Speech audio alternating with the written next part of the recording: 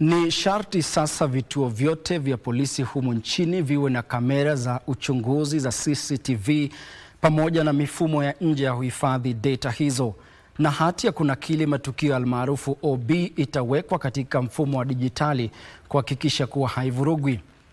Mabadiliko hayo ni sehemu ya marekebisho ya sera yaliyotangazwa leo alasiri na Waziri wa Usalama wa Taifa Kipchumba Murkomen, aliyesema kuwa ni miongoni mwa hatua zinazonuiwa kuimarisha uwazi na uwajibikaji katika huduma ya taifa ya polisi. Mwanahabari wetu Timothy Kipnusu anatuarifu zaidi. Kufuatia mauaji ya kikatili ya mwanablogu Albert Omondi Ojwang akiwa amezuiliwa na polisi, Waziri wa Usalama wa Taifa Kipchumba Murkomen alitangaza marekebisho mbalimbali kwa lengo la kurejesha imani ya umma katika huduma ya polisi.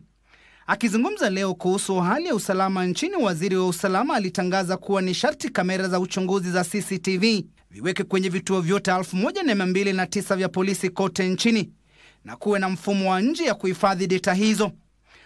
On CCTV surveillance, it shall be mandatory to equip police stations with CCTV surveillance to enhance transparency and accountability.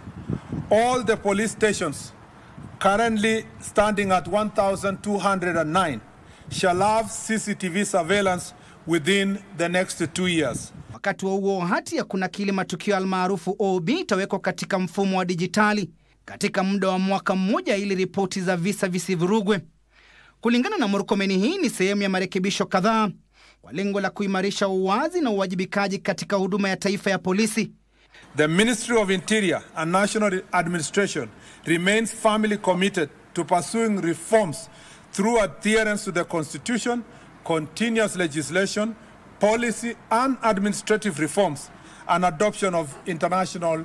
Vituo vyote vya polisi vimeagizwa vifanye ukaguzi wa mara kwa mara wa utendakazi ili kutathmini mienendo ya maafisa wa polisi.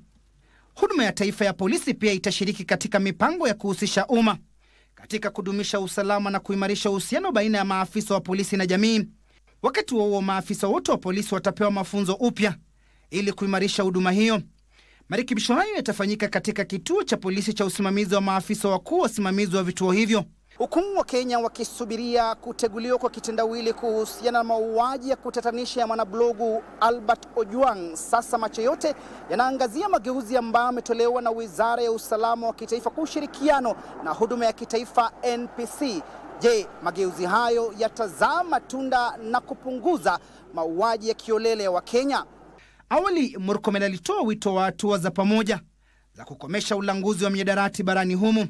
Murkomen alitia wito wa marekebisho ya sera zilizoko kuhusu ulanguzi wa mihadarati katika kanda hii ili kukabiliana na mitandao ya kimataifa inayotekeleza biashara ya bangi, heroin, cocaine na aina nyingine za dawa za kulevya. Sustainable solutions will require us to reframe drug policy as both a public health and a development priority.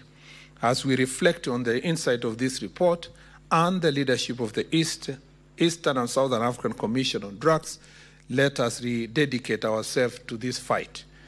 Finally, the Commission has discussed with civic society organizations, national government representatives, the harms inflicted by current drug policy approaches in the region and the possible solutions to mitigate these harms, particularly for women, young people and children. Timothy Kipnusu, Darubini.